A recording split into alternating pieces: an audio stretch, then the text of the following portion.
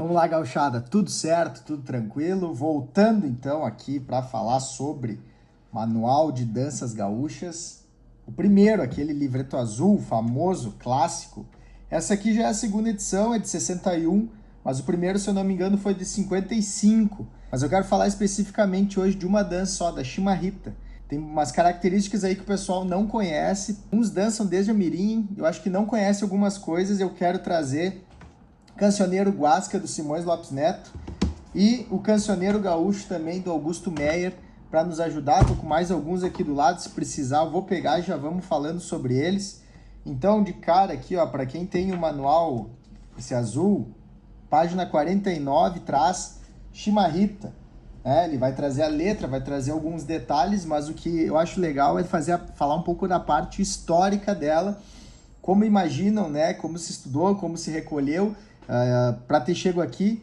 Então, ele fala já de largada aqui que quando os colonos açorianos, né, na segunda metade do século XVIII, trouxeram para o Rio Grande do Sul a chamarrita, com A, chamarrita, era uma dança que ela não era tão popular lá na Ilha dos Açores e na Ilha da Madeira, né? Então, quando ela chegou aqui no estado, ela já foi, com o tempo, dando uma gauchada, vamos dizer assim, né? Ela foi se moldando, né, nessas gerações coreográficas conforme elas foram evoluindo. E olha só que eu acho legal essa parte aqui, ó. Chegou mesmo a adotar, em princípios do nosso século, a forma de dança de pares enlaçados como um misto de valsa e shots. Eu não consigo imaginar a chimarrita muito dessa forma, mas eu acho que é legal trazer isso, né?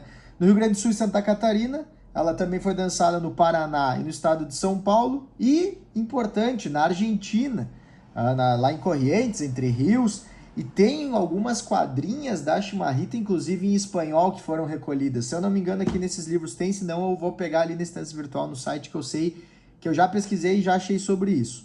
Porque chimarrita, né? Eu não tenho exatamente nesses livros aqui, nessa bibliografia, porque que ela saiu de chamarrita para chimarrita. Mas o Paixão Cortes e o Lessa falam aqui no parágrafo, ó. A corruptela chimarrita foi a denominação mais usual dessa dança entre os campeiros do Rio Grande do Sul. Então, acho que pelo nosso jeito de falar, pelo nosso dia a dia, ela foi se adaptando aí e chegou nesse nome.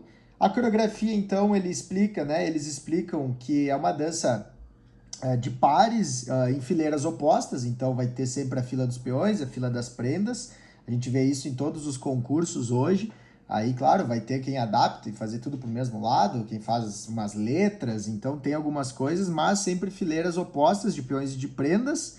Vamos ver o que mais importante. Esse é o feitio tradicional chimarrita dança de par em fileiras opostas. As fileiras se cruzam, se afastam em direções contrárias e tornam a se aproximar, lembrando as evoluções de certas danças típicas portuguesas. Então, a parte da marcação, troca de lugares, depois marcação, aí a gente vai ter o afastamento e o retorno, que é o famoso caminho da roça, e a gente vai ter depois aquela aproximação final. Trocando agora, então, trazendo aqui Augusto Meyer para a conversa, ele também, na página 196, esse aqui é um baita livro, o Cancioneiro Gaúcho, ele é de 1952, esse aqui, né, ele é daquela coletânea da Editora Globo, me fugiu o nome de cabeça, Coleção Província, bem famosa, e aí ele traz mais aqui 2, 3 páginas falando da chimarrita. Aqui começa a ter um tesouro, com detalhes, inclusive das quadrinhas. Já achei a quadrinha em espanhol, vou aproveitar, vou falar. La chamarrita me dijo que la lleve para el bajo. Le dije a la chamarrita que te lleve quien te trajo. Meu espanhol é uma classe, né? Como é que é? É uma palavra, é indescritível. Nem consigo dizer o quanto eu devo ser bom falando espanhol. Vamos lá. Aqui está um detalhe importante, ó, que a gente estava falando antes. O Romangueira Correia estranhou a grafia chamarrita. E ele aí falou que, né, no livro dele, falou assim, ó, acreditamos que a verdadeira palavra era composta de China, entre parênteses, cabocla, e Rita, que, por corrupção, se transformou em chimarrita ou chinarrita. Acho estranho, mas vamos lá. Mas não era chamarrita para ele. Ele como estava apontado lá no dicionário de vocábulos brasileiros lá da época e tal. E aí depois ele traz algumas mais referências em dicionários, discussões que aconteceram lá nos anos 1900, 1915. E aí o Cezim Brajax, que foi outro escritor lá da época, né, também escritor, era militar e tudo mais, no seu livro Assuntos do Rio Grande do Sul, de 1917, eu tenho esse livro, inclusive, depois eu vou buscar ele, falou assim, ó, dizem que a chimarrita já era usada no arquipélago de Açores. Então ele, né, falou com chimarrita. E depois ele fala que a chamarrita provavelmente foi falada na Ilha de Açores, a chama-rita na Ilha da Madeira e a chimarrita no estado do Rio Grande do Sul. Então aí a gente já pega aí umas 3 referências com ciência por trás, vamos dizer assim. E aí, para nós encerrar de vez esse assunto da palavra, o Renato Almeida, na História da Música Brasileira, também escreveu sobre isso depois. Entre as danças do fandango gaúcho, uma das mais famosas é a chimarrita, de procedência açoriana, onde é chamada chamarrita. Então, muitos autores, né? Por que a gente está falando tudo isso? Muitos autores reforçaram que aqui ela deu uma gauchada. Ela veio de lá como chamarrita, chegou aqui e virou chimarrita. Aí alguns autores da época refutaram essa ideia, outros reforçaram, e aí para nós aí ficou como dança da chimarrita. Bueno, o que eu acho muito interessante, legal registrar, é que a gente tem uma infinidade aí, são dezenas e dezenas de quadrinhas, até tô pegando aqui, ó. Só no Cancioneiro Gaúcho a gente tem 30 quadrinhas da chimarrita. E a gente vai assistir os grupos de dança e quantas a gente escuta? A gente escuta quase sempre, né, as mesmas, mas a gente tem coisa aqui que ela retrata o tempo lá quando era dançado e a gente não percebe isso, que essa aí foi uma herança que foi passando e hoje é o que tem de mais rico para nós, da mesma forma que o tatu. Então vou pegar algumas quadrinhas aqui, né, as mais clássicas, a moda da chimarrita, veio de cima da serra, pulando de galho em galho, foi parar em outra terra. E aí a gente tem as variações da mesma quadrinha, a chimarrita que eu canto, veio de cima da serra, rolando de galho em galho até chegar nessa terra.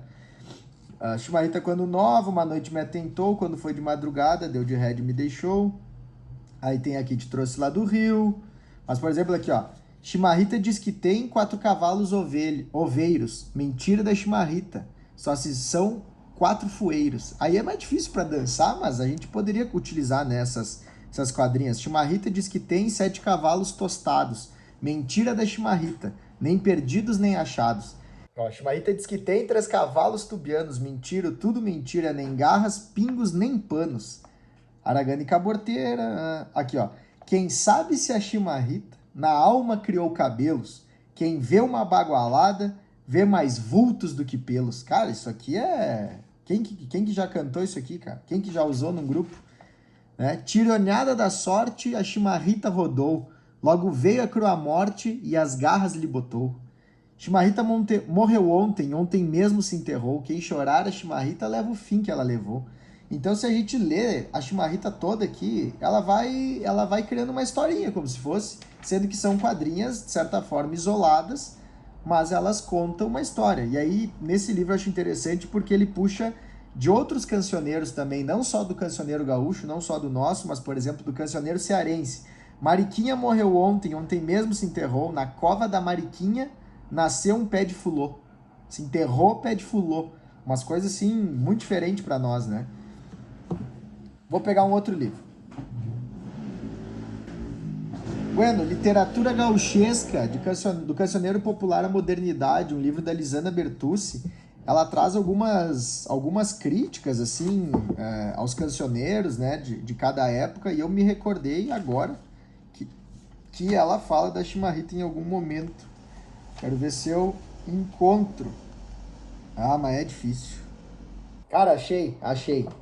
Eu acho interessante, eu acho um contraponto bem importante, assim, esse é um livro, né, muito denso, assim, mas ela fala sobre a construção, né, que o cancioneiro aqui no Rio Grande do Sul teve também em relação à figura da mulher.